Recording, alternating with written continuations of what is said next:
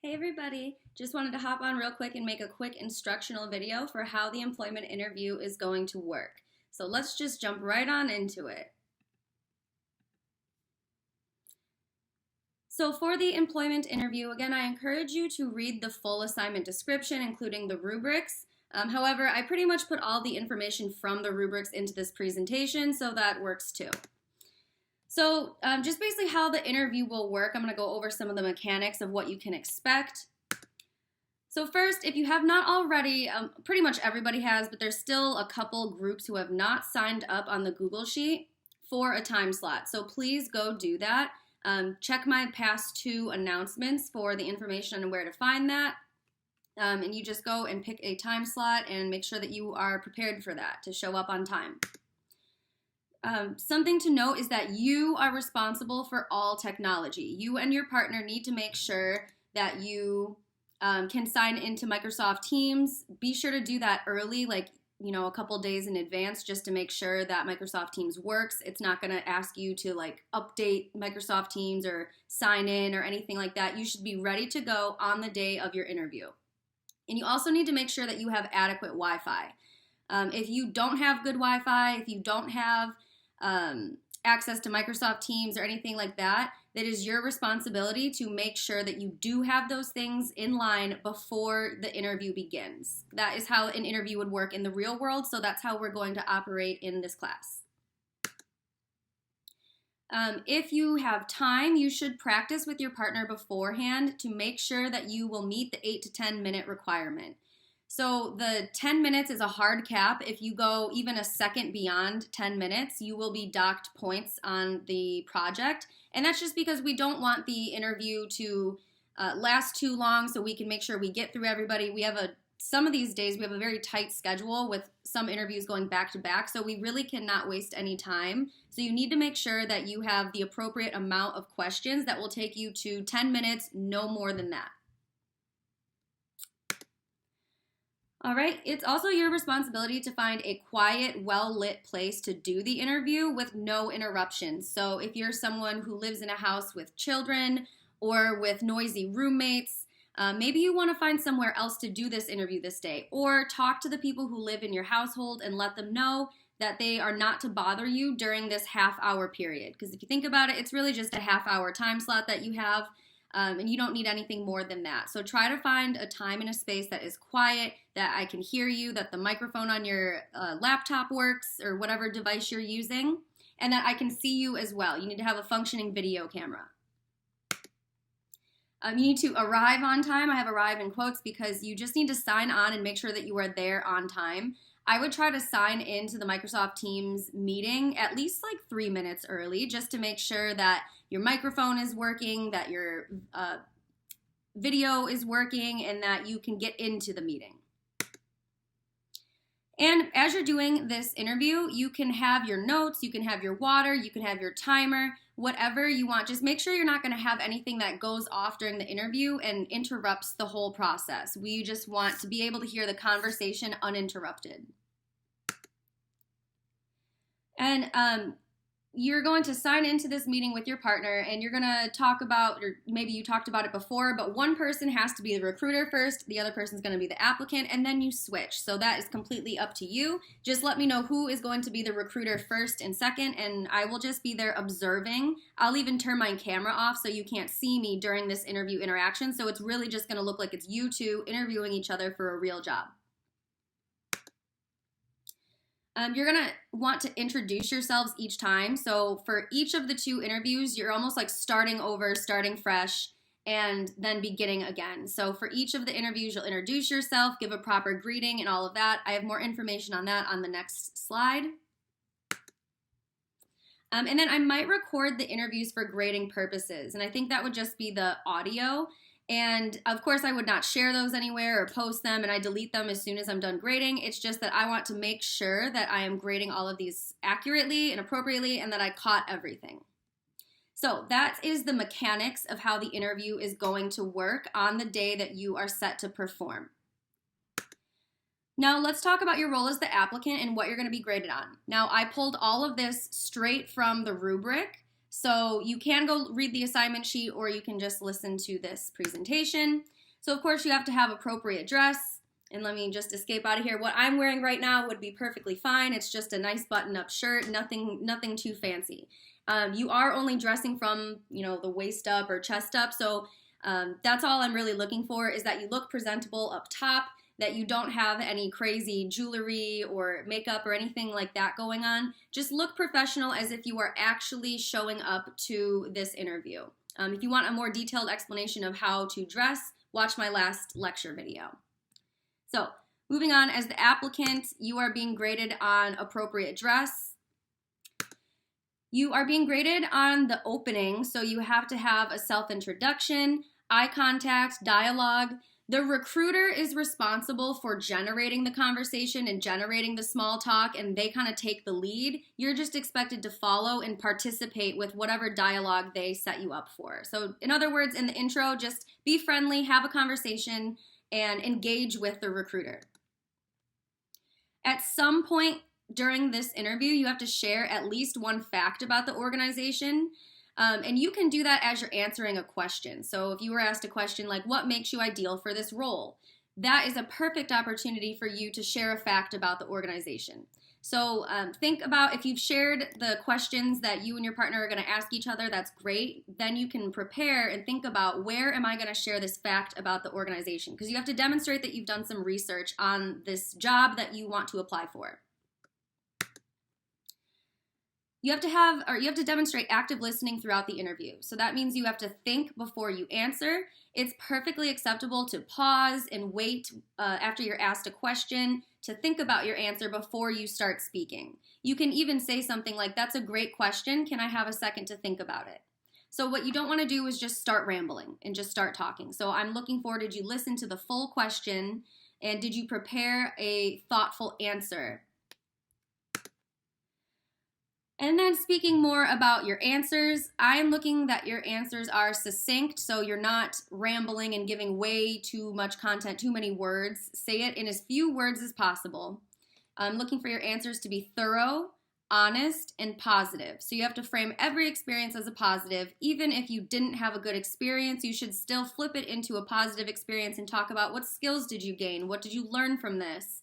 Anything to make your experiences resonate positively with the recruiter. I'm looking that your answers also demonstrate that you are a good fit for the position. So you don't just want to talk about your experiences in a vacuum. You always want to connect it back to this job posting. What skills and experiences do you have that make you the right fit for this job that you're applying for in particular? So I always think it's good to review the job posting again before you go into it, and that will help you prepare, which skills should I be highlighting? What parts of myself, what qualities should I be talking about the most?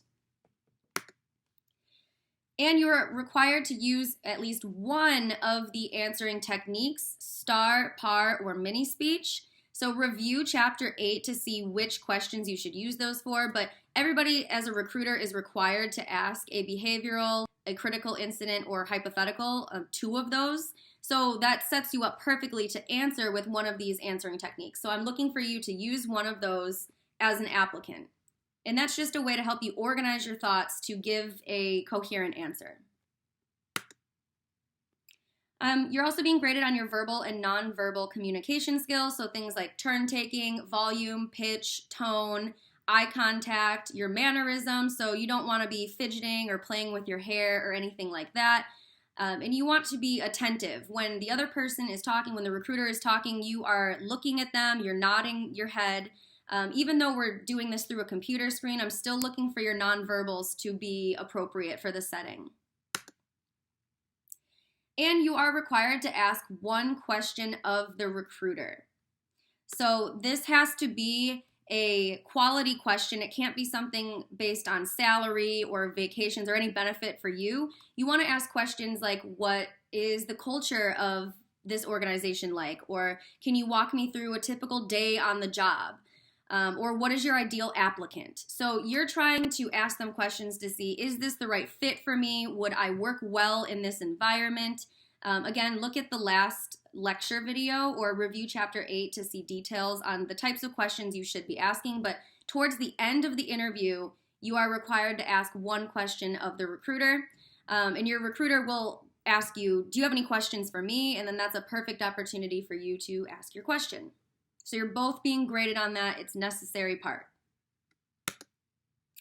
And finally, you need a memorable closing statement as the applicant, which basically entails a thank you, plus you need to reiterate your interest in the job. So I have more on that in the next slide, but in a nutshell, this is everything that you're being graded on in your role as the applicant. So in all, this is worth 75 points for your performance. So make sure that you pay special attention to all of these rubric categories and that you hit each one. Now, a little bit more on the closing. Really in just 1 to 2 sentences. You should reiterate your interest in the role and why you are excited about it. You can highlight your fit for the job, your excitement to develop the role or work with the team, get to know everyone better, etc. You also definitely want to thank them for their time and consideration. So some examples, you could just say something like, I really appreciate this opportunity and I'm excited to use my creative writing skills in this role. Thank you for your time. So this is memorable. You're reminding them of why you're a good candidate. You're expressing your gratitude at the same time. Another example could be, thank you so much for considering me. I know my years of coding experience are perfect for this role and I'm looking forward to hearing from you soon. It's just short, sweet, and to the point, and it makes you stand out from other applicants. So that is everything relating to your role as the applicant. So now we're going to flip and talk about your role as the recruiter, because you're going to have to do both during this interview performance. So again, I pulled all of this from straight from the rubric. This is everything that you're being graded on as the recruiter. So first is the opening that has a formal greeting with an exchange of names, hello, all of that. You need to have eye contact. And then you as the recruiter now are responsible for starting the dialogue and making small talk. And so you can ask about plans for the fall, how is your semester going, how is your morning going, or whatever you want to do. But you have to ask a couple questions in the beginning that's just about small talk and building rapport. Then you also need to give a preview of the interview and what's about to happen. So if you remember, every interview in the opening, you need to build rapport and you need to orient the interviewee to the nature and purpose of the interview. That's what the preview does. The preview, just in like 1 or 2 sentences, you're just going to say, we're interviewing for the role of XYZ. I just want to ask you a couple of questions about your education experience, your professional experience, and how you might fit in here. Does that sound good? And then the applicant should say, yeah. So you just need to give a very brief, quick preview about, what's going to take place in the interview and tell them the topics you're going to ask about. So that's the opening. The recruiter is really the one that's in control of the opening and starting a dialogue. Then at some point you need to share at least one fact about the organization. You also need to share a fact or demonstrate that you've read the applicant's resume. So when you are doing this opening and you give the preview, you could fit that in there when you're saying, we are interviewing today for the role of communication intern. And then that's a great chance where you can say, this organization is wonderful. We work with all these different nonprofits around the area. We hire so many students from UWM. That's your chance to really sell the position and the organization and talk well about it when you're giving that preview. And then as you're demonstrating that you read the applicant's resume, you can just kind of build that into some of your questions. Something like, I see on your resume that you had an internship with this radio station. Why don't you tell me about that? And that's it. I'm just looking, did you actually read the resume and do you actually know something about this organization that you can share with the applicant? Okay, you're also being graded as the recruiter for your active listening. So you want to, nod your head and give, those nonverbal cues, eye contact when the applicant is talking. I'm also looking for you to kind of have a conversation throughout the interview. So ask probing questions when necessary. Don't just blast through your list of questions and not have a conversation with the applicant. I'm looking for back and forth. I'm looking for head nods and, there could even be some small talk or some conversation during the interview. It's not so stiff and rigid. You're being graded on your ability to have an interview with no question pitfalls, and particularly the EEO and the resume and application questions.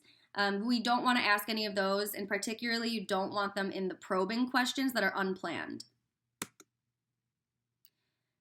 I'm grading you based on your verbal and nonverbal communication skills. So same things, just your tone, rate, pitch, volume, professionalism, and then for nonverbal is eye contact, your mannerisms. You don't want to be fidgeting with anything, things like that. And now for the questions. I'm looking for your questions to be open-ended. I'm looking for them to focus on the applicant's educational and work history, the applicant's potential to fit the job, which all kind of was taken care of in the interview schedule rough draft. I'm able to give feedback on those so we can work on that beforehand, but they also have to be well crafted and well delivered during the interview performance. So you want to kind of read the questions exactly how you've written them so you're not stumbling during the interview. Of course, you know you need to ask 2 of the following. Any of these 2, there's 3 options. You just need to hit 2 of them.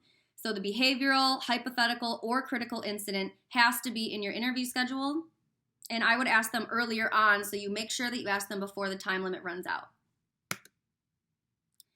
At the end of the interview, you want to encourage the applicant to ask questions and provide thorough information. So whatever question they're going to ask you, you have to have a good answer for. So if they say, what does a typical day on the job look like? You have to have a fact-based answer to give them. If they ask you, what is the culture like here? You should have done a little bit of research about this organization to give them a factual answer about that. So look up, do a little research into the organization, and you have to be able to talk about the organization as if you work there, as if you know a lot about it. And then the closing. You're being graded on your ability to allow enough time for it, that you're not rushing through.